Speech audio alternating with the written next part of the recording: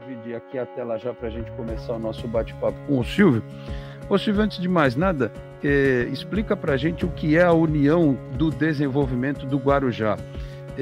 Uma entidade que visa discutir aí soluções, melhorias para o município. Ela existe há quanto tempo? Passe um raio-x, como diria o outro, a respeito dessa entidade que você hoje está aqui representando, por gentileza. A União do Desenvolvimento do Guarujá, na realidade, ela surgiu como União dos Construtores do Guarujá, devido às gestões da administração pública. A gente estava sentindo uma queda na forma que estavam gerenciando a cidade e nós estávamos com algumas dificuldades dentro do plano diretor, da próprio desenvolvimento da cidade. E nesse momento, em 2019, nós fomos convidados pela prefeitura para desenvolver algum trabalho na área de plano diretor. E aí eles pediram para nós, na Enseada, se a gente podia desenvolver alguma coisa para a Enseada para motivar. E aí começamos em 2019, veio a pandemia, trabalhamos na pandemia, a construção civil não parou na pandemia, e nós nos reunimos, mas no meio de 2019 surgiu um movimento no Guarujá de um grupo que também estava insatisfeito, mas não existia uma organização, não tinha uma catalisação. Tinha vários setores insatisfeitos, todos trabalhando individualmente e não sabendo como construir uma mudança na cidade do Guarujá. E aí um grupo de pessoas foi convidada para ir para a cidade de Maringá, que é uma cidade referência hoje no Brasil, de qualidade de vida e de desenvolvimento econômico. Voltaram com a ideia e acabamos convidando, e aí a UDG acabou migrando junto com essa ideia de Guarujá 2034, que é o movimento hoje, né, que tem no Guarujá, de todas as entidades. Então tem associação comercial, eu vou citar poucos, porque são mais de 300 aderências que tiveram na cidade. Então associação comercial, associação dos engenheiros, OAB e várias outras entidades que tiveram nessa união, e começamos a fazer o trabalho. Esse trabalho está desenvolvendo espetacularmente, até com um projeto de lei. Está tendo uma adesão da prefeitura, está tendo uma adesão da Câmara Municipal, eles estão entendendo que isso é importante, e aí, enfim, nós estamos... daí que surgiu da insatisfação e da crise econômica do setor, enfim. Silvio, você sabe muito bem que algumas cidades da região, elas tiveram uma participação decisiva dos construtores, dos engenheiros, arquitetos da construção civil para o desenvolvimento dessas cidades. Não preciso nem dizer que Praia Grande foi muito em cima disso, Bertioga também, né? Guarujá acabou ficando um pouco para trás nesse aspecto de ouvir determinados setores da sociedade, porque afinal de contas a gente está numa região turística e você precisa ter uma boa infraestrutura, uma boa capacidade para receber essas pessoas. Eu vejo, por exemplo, claro que é uma coisa que se repete, a Sabesp, por exemplo, fala que está em curso um plano para acabar com o problema da falta de água no Guarujá, bairros da cidade que não tem água agora, né? E aí você recebe uma nota da Sabesp dizendo assim, economize água. Mas que água? Não tem água para economizar, as pessoas têm água, não tem água na torneira, como é que elas fazem, né? E aí se você constrói lá um edifício para receber um público, né, de veraneio, ou para a pessoa se mudar, porque com o advento do home office tem um monte de gente mudando de São Paulo para a Baixada Santista para trabalhar via computador, fica em casa. Como é que faz essa parte, o Silvio? Questão de infraestrutura, você tem toda uma equipe, um pessoal, um grupo da sociedade que tem capacidade e expertise para desenvolver aquilo, e às vezes a infraestrutura não dá conta de ajudar. Isso é algo bastante discutido entre vocês? Muito discutido. Foi bem lembrada a pergunta sua e as abordagens perfeitas. Praia Grande é um case. Por coincidência, a nossa empresa originou-se de Praia Grande. Em 1962, meu pai foi para vender um edifício de São Paulo, para vender um edifício de Praia Grande. E Praia Grande passou uma crise também, na época que os consultores se reuniram, na época do Mourão. O Mourão trabalhava junto com o antigo prefeito Dozinho, enfim, e o Mourão fez um trabalho espetacular na cidade de planejamento. O Mourão foi muito focado em planejamento, por isso esse desenvolvimento. E a construção civil ajudou bastante isso nesse desenvolvimento econômico. Falando no Guarujá, realmente, nós, do Guarujá 2034, as consultoras das empresas, estamos muito preocupados, porque o Guarujá vai ter um crescimento muito grande, porque ele está entrando na rota do turismo. E para entrar na rota do turismo, a cidade precisa mudar, ela precisa ser planejada. Vindo do aeroporto, a sugestão do túnel, quer dizer, então, como você falou, tem muita gente morando no Guarujá, nós sentimos muito isso em 2020 e 2021, e muita gente voltando e forçando para trabalhar e morar na cidade. Então, a cidade não pode ficar de braço cruzado. Por isso, da nossa organização Guarujá 2034, desse planejamento.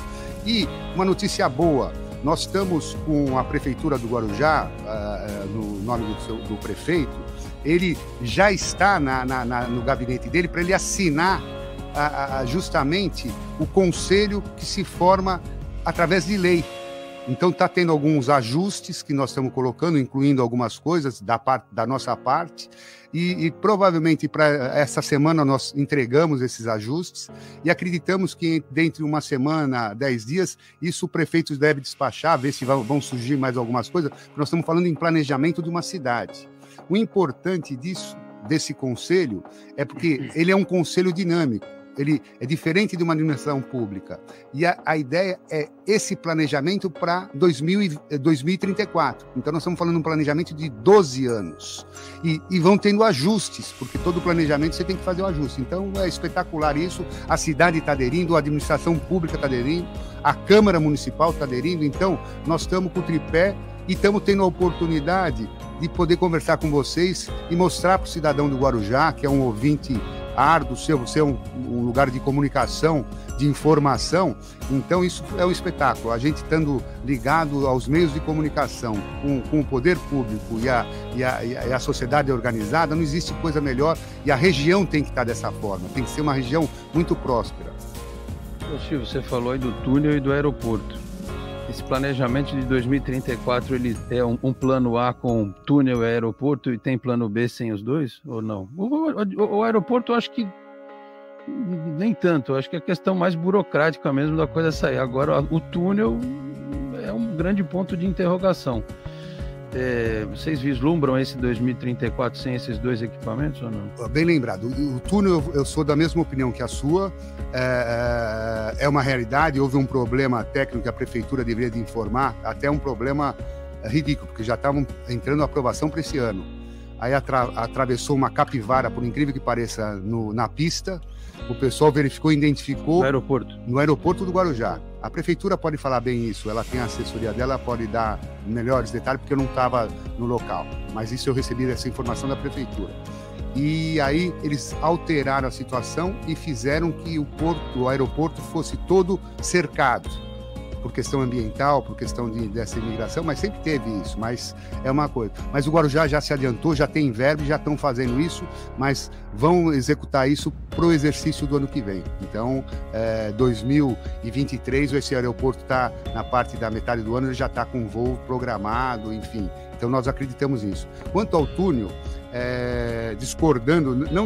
concordando com você, porque foi um momento político, existe essa guerra já há 80 anos, segundo informações, 50 anos, enfim. E o que nós percebemos? Que se não vier ponte ou túnel por qualquer participação de governo, ideia, nós entendemos que o túnel é a melhor solução. Eu digo isso aqui regularmente no programa. Eu sou totalmente favorável tecnicamente já tem ao túnel, porque inclusive você resolve o problema do fluxo no turismo, né? A ponte não vai adiantar para o turismo, pode adiantar para os caminhões. Para o turismo aqui da ponte da praia para o Guarujá, vice-versa, não vai adiantar nada, né? Perfeitamente. Então isso é uma realidade, que é a definição do projeto, que é uma coisa grande. O governo federal desenvolveu bastante trabalho e a gente não pode aceitar. Por isso que o pensamento Guarujá 2034 é justamente isso. Se você fizer isso em Santos, fizer isso em Praia Grande, não vai ter política. Pode entrar o prefeito, ele tem que seguir aquilo que foi planejado. E o governo estadual e o governo federal tem que ser da mesma forma, tem que ser sair da sociedade para o governo e ter que ter um conselho de como estão se fazendo nas regiões. Temos que estudar, isso está passando para o Brasil inteiro. Manaus está já com esse plano, esse projeto.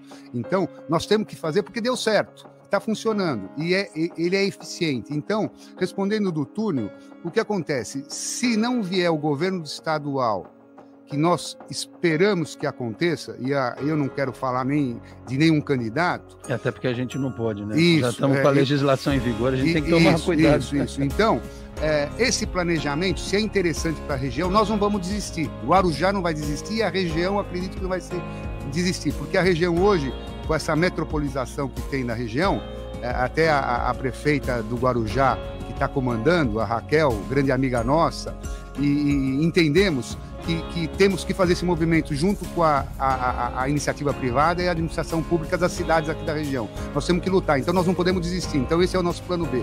Nós vamos brigar até o fim para que saia o túnel.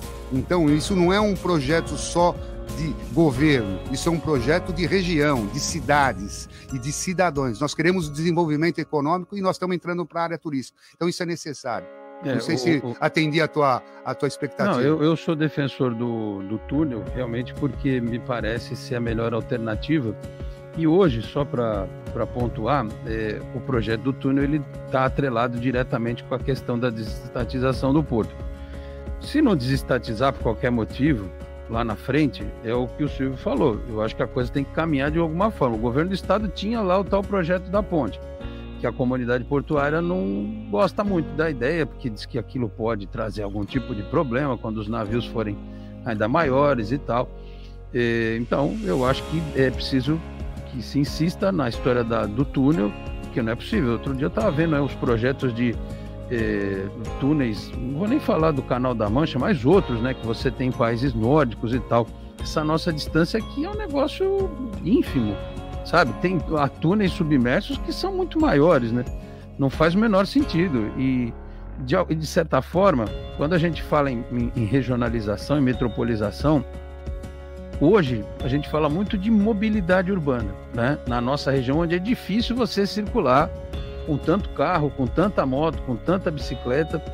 E aí vem um equipamento como o VLT e facilita. Agora o VLT vai até o Valongo, aí ele fica, como diria o outro, na cara do gol para ir para Cubatão. Depois ele vai até a área continental de São Vicente, ele fica na cara do gol para ir para a Praia Grande. E aí consta que há uma etapa do projeto que vai sair ali da Conselheiro Nébias, vai descer a Afonso Pena, Senador Dantas, Pedro Lessa, Ponta da Praia. Aí ele vai para onde depois? Por cima ele não pode ir, ele tem que ir para o Guarujá de algum jeito. Se não tiver túnel, não tem o que fazer, né, Silvio? Perfeito, só perfeito, é isso aí. Então isso não é um assunto do Guarujá, isso é um assunto da região. E a região hoje é uma região forte, sempre foi de vanguarda. Nós não podemos mais aceitar isso, tá certo? Maringá tinha que ser a região da Baixada. Então, se fizeram a lição de casa em Maringá, vamos buscar essa lição de casa. Santos tem que implementar isso. O pessoal da construção civil, que ele é baseado na CEBIC, Sinuscom, tem que se organizar aqui para que faça esse movimento. Praia Grande, Bertioga, que é um construtor que está lá Então, nós temos que fazer esse movimento junto com o poder público e junto com a sociedade.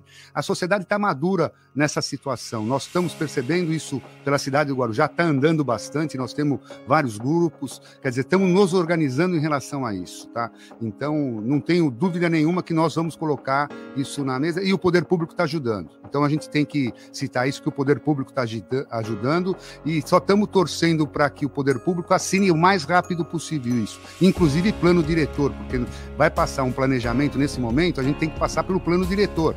Então, teria que ser aprovado esse ano ainda o plano diretor, esse conselho, porque o plano diretor, o bacana dele é que você consegue ir fazendo ajustes.